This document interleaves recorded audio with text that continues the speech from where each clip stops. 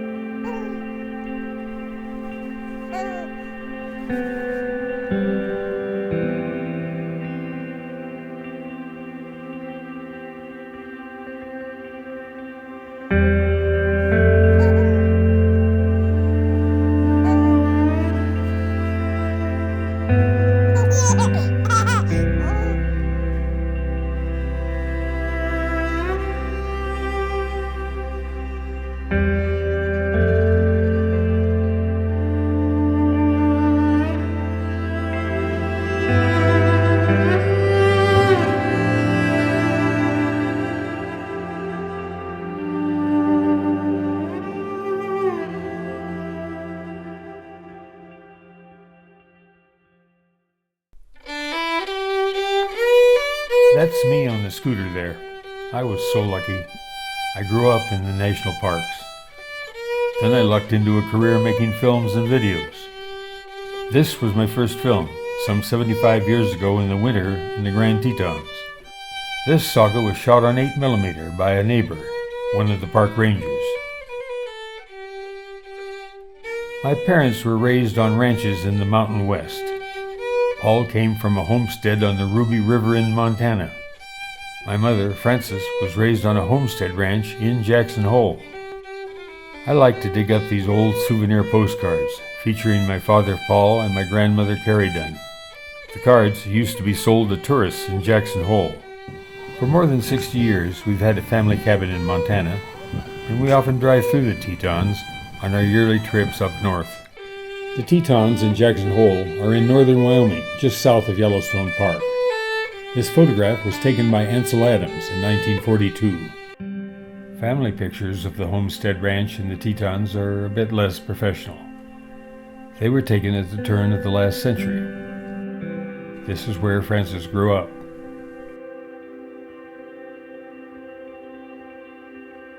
Paul was hired as a district ranger in Glacier National Park. It's up on Montana's border with Canada and stretches across 3 mountain ranges. Our home was Apgar, the park headquarters on the shore of Lake McDonald.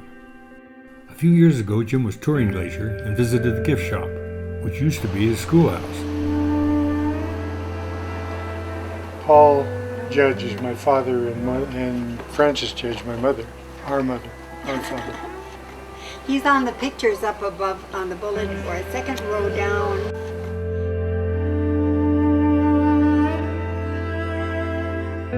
Since the 1940s, Glacier has become one of the major national parks. Visitation increased to a great extent. When I was here, probably, I think 45, 50,000 people a year was pretty good travel. Now, over 1 million. 1 million visitors. And that was 40-some years ago when I did this interview with my father Paul. Now, almost 3 million tour Glacier each year. In 1944, the Park Service transferred us to Grand Teton National Park, 500 miles south in Wyoming.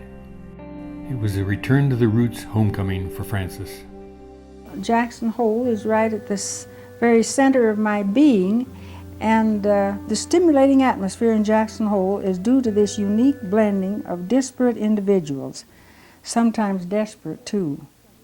The sophisticated and the simple. A resident of this valley, Gloria Wardell, once said, "I like the manure and mink combination found in Jackson Hole."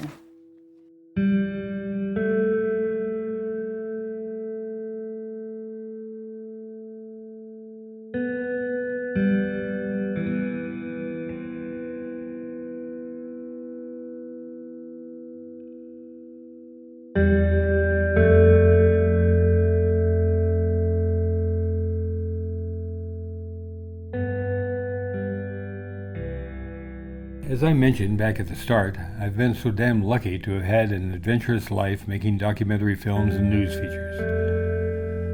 The first documentary film I made was in June 1961. This video will most likely be one of my last, 63 years.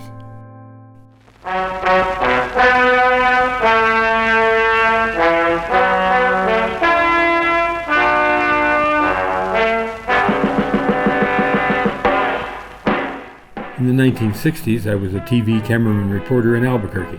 I managed to work at all 4 network stations at one point or another.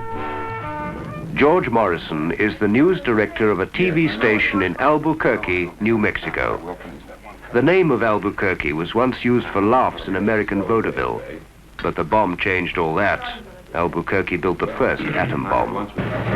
We are primarily a local news organization here. It is our responsibility to provide good news coverage of the events which occurred within our own region here in the city of Albuquerque. This requires a good deal of coordination, and this is where we centralize our operations here in the newsroom at KOAT-TV. Authorities are still baffled by the crash of a light airplane here yesterday which killed 2 men, and negotiations have broken down in the shipping strike on the eastern seaboard of the United States. Stand by now for Howard Morgan, the New Mexico's most easily understood weatherman, and his look at tomorrow's weather tonight. This is George Morrison speaking. Good news until tomorrow.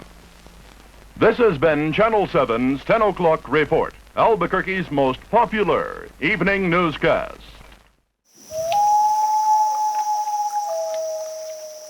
In 1971, I went on a camping trip to the Minnesota boundary waters and stopped on the way back to see an old friend in Minneapolis. It was another very lucky break.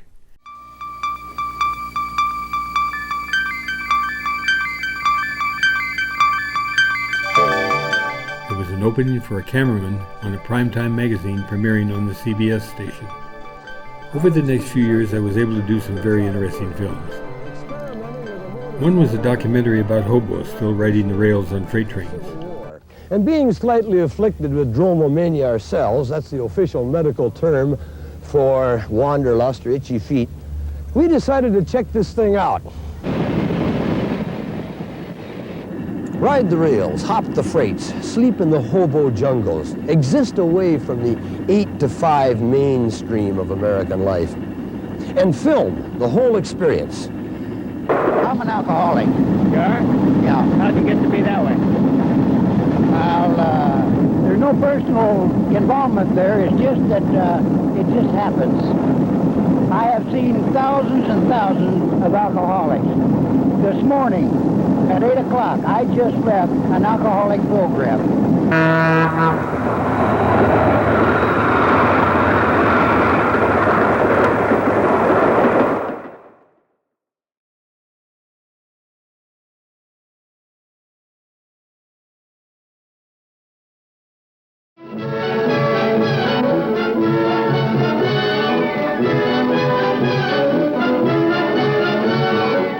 Is what America's all about, and here is this white trash redneck who's suddenly worth more than most of the corporation presidents. I said have a smile on your face. I haven't smiled at anybody. All right, get him out. Get him out. Out. Go on, get out of here. Ivo was having a bad day. Test procedures had malfunctioned. He'd been crammed on his back in the tin can rocket, and the blood had gone to his head. I do not ask for your respect. I demand it. It was a time when promoters were learning the art of sucking the media in by telling us we had to stay out. We managed to sneak in a wind-up film camera.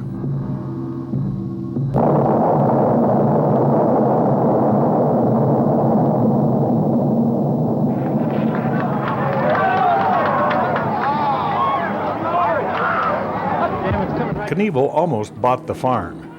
For some reason, he'd popped his parachute at the same time he fired the rocket engine. Robert Craig Knievel appears to have landed in the Snake River. Evel Knievel is standing in the boat and waving. He is alive and well. Shortly after this event, Evel Knievel changed careers and became a landscape painter.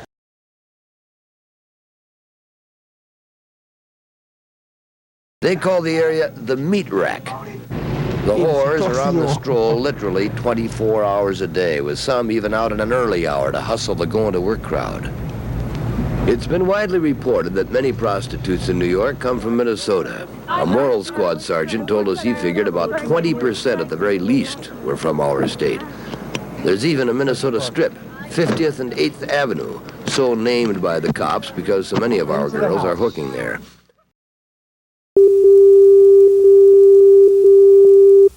In 1980, another lucky break. I was hired as a producer on the Today Show, doing stories about unusual people and events and places that I thought might be interesting. Darlene and I moved to Los Angeles.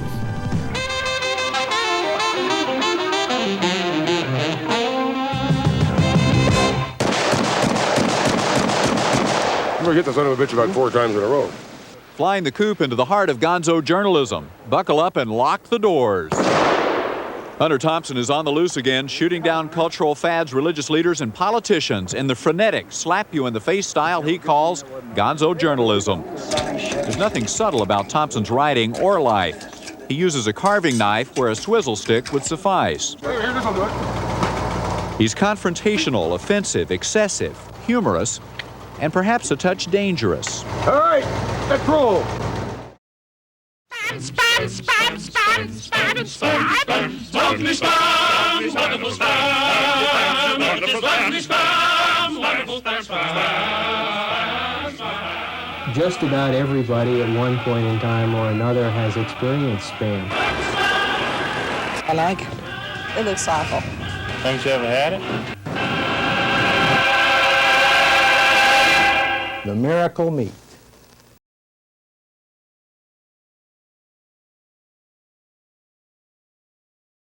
If you don't believe hell freezes over, you've never been to Nome. In January, it's like living on the dark side of the moon, and you might as well be on the moon. There's 1,000 miles of wilderness between Nome and the nearest city.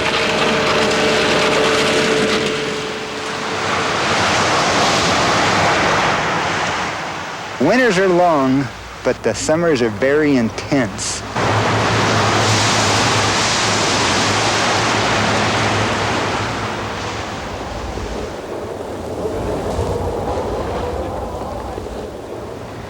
Truth is, Nome is just about the end of the line. You can't drive there from here.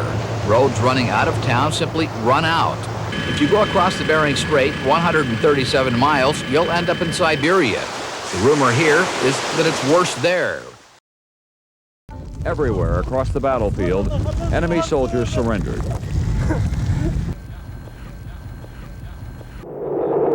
In the last hours of the war, and even after the ceasefire, Iraq's Republican Guards tried to escape north, but it was impossible. Seen through the electronic crosshairs, this war often looked like a video game.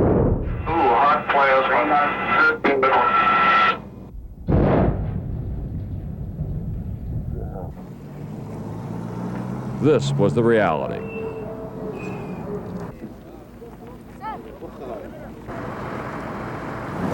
Absolute pandemonium. It was absolute pandemonium. There was no command and control. There was nothing but raw, blind panic.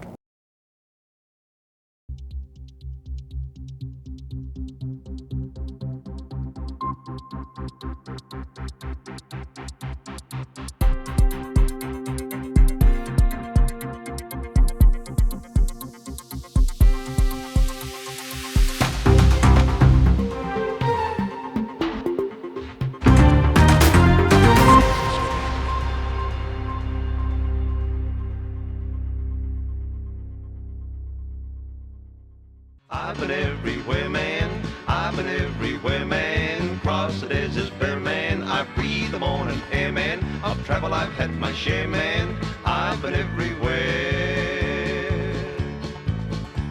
Been to Tullamore, Seymour, Lismore, Lulaban, Nembo, Maroochydore, Kilmama, Wollongbar, Birdsville, Emerville, Wallaval, Cunnamulla, Cunnamulla, Strathpine, Proserpine, Alalala, Darwin, Gingin, Nulaquin, Macadilla, Wallabilla, Boggabilla, Cumberland, Mecula. I've been everywhere, man. I've been everywhere, man. Cross the deserts bare, man. I breathe the morning air, man. Right. On travel I've had my share, man. I've been everywhere.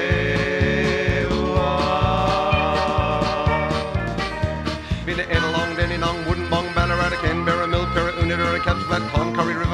Curry, Jerryween, Terrigal, Fingal, Stuckham, Bingle, Narrabeen, Bendigo, Dorigo, Bangalow, and Durable, Carrabilly, Urrumpilly, Woolumbilly, don't be silly. I've been everywhere, man. I've been everywhere, man. Cross the deserts, bare man. I breathe the morning air, man. Of travel I've had my share, man. I've been everywhere.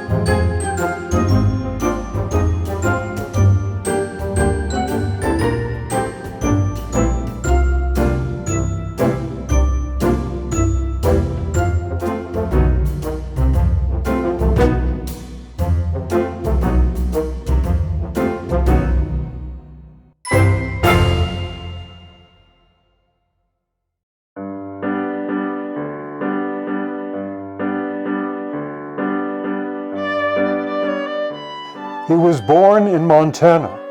The Tetons were near. Then they moved to a place they call Bandelier. But little did Francis and Paul know their son was larger than life in more ways than one. From Dave Moore on Sunday in cold Minnesota He moved to L.A., and who could have told you that Ned would meet Morrison, Matson, Maria, Shriver, that is, Lucky, oh mamma mia. He climbed a volcano to film the Horn Guan, only to find that the Horn Guan had gone. Then off to Russia. He never did tarry, and because of that trip, I met my wife Mary. He filmed in Kuwait with oil fields burning, shot monster garages and great books of learning. He rode boxcars with hobos and interviewed grandees, and I watched him as he put his foot in the Ganges. But far more important, ahead of them all, Darlene and Dana, Robin and Paul, there's Beavis and Butthead, his great brother Jim, his best friend Dale. We're all next of kin. 'Cause Ned's voice is still here, his stories ring clear, and a better friend couldn't be found. And for those in the know, Ned Judge was the show, and his genius is still all around.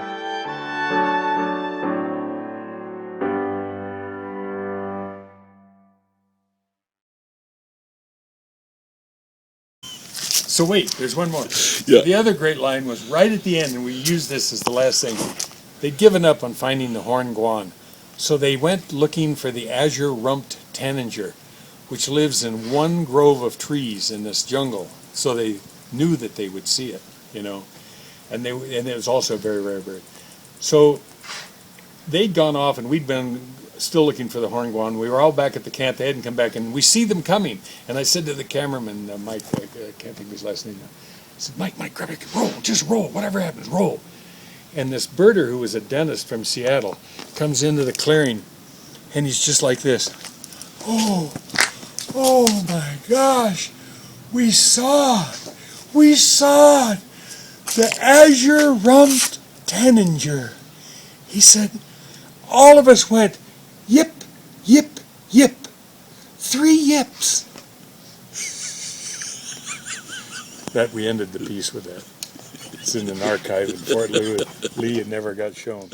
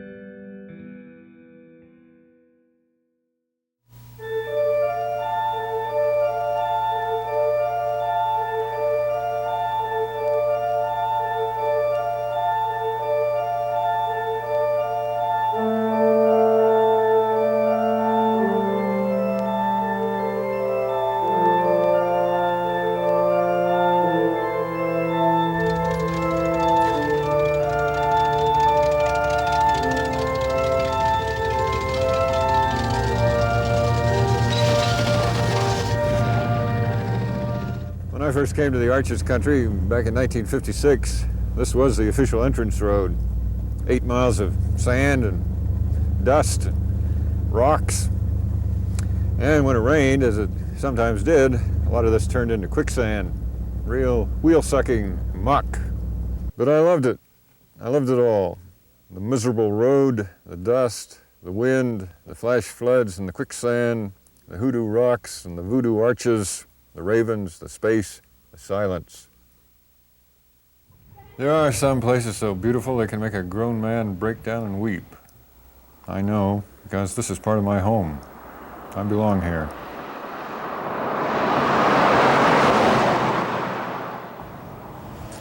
Arches National Park has changed some in the 30 years since I worked here. Too many roads now, too much asphalt, too much traffic, too many people.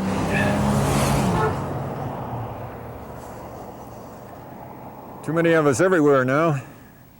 That's the kind of world we live in. Crowded, overcrowded. But I'm not worried about it. nature will take care of that problem in her own sweet way, sooner or later. I'll tell you what I do wonder about.